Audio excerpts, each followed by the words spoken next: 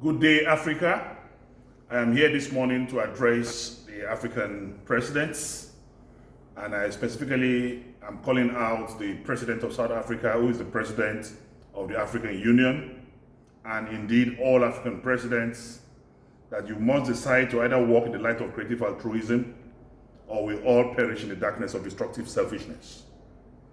African leaders must demonstrate that they care for Africa. They must also prove to us in this time that they have not been compromised by the Chinese. Our brothers and sisters have been molested, have been insulted, have been harassed, have been maimed in China.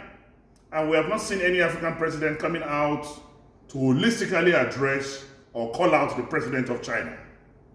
We are not to be treated like animals.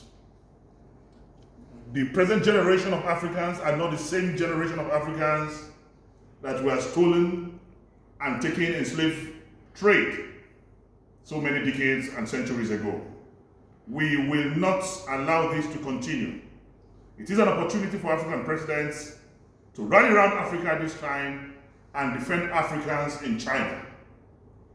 What we are seeing on the social media and in the mainstream media, the treatment meted on our brothers and sisters across Africa is unacceptable to Africans, it's unacceptable to us in Nigeria. We are using this opportunity to call on African presidents to quickly become born again and begin to take issues that concern Africans as seriously. You must practice what I call African diplomacy, African citizen diplomacy. You must protect Africans anywhere in the world, except if you have all been compromised by China. This is a call on all presidents of Africa, through the instrumentality of the African Union, to wake up from their slumber.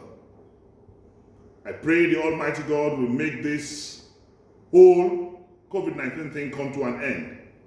We are resorting to prayer. We are resorting to God, who is the supreme controller of the universe, and our belief is that He will rescue us. This day, I remember Mugabe, and I wish Nelson Mandela is still alive. Will he keep silent in the face of obvious obscurity? Will he keep quiet in times like this, in times of vicissitude and vacillation against Africans in China? African presidents, please wake up from your slumber. And I pray the Almighty God to bring this whole pandemic to an end. I also say we must please pray, and we must pray and pray. I use the opportunity to remember the song Martin Luther King sang in mid-60s during the Great March to Washington, D.C. And after singing that song, racism died in America, and the blacks were liberated, and Obama became president, the first black president in America. When Paul and Silas prayed in the prison, there was no freedom. But when they started singing, the prison door opened. All strategies was employed when the battle for the wall of Jericho to come down. But when they sang, the wall of Jericho came down. There's efficacy and power in songs.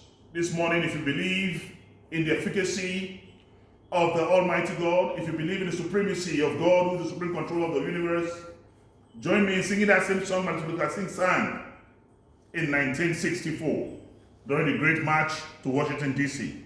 And I believe God will heal our land, coronavirus, COVID-19 will be defeated, and we will all be happy again. We shall overcome.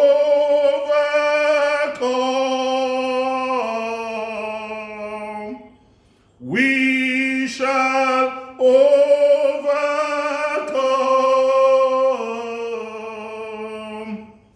We shall overcome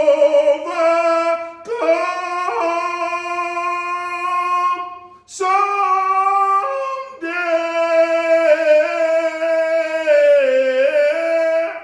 Deep in my heart, I do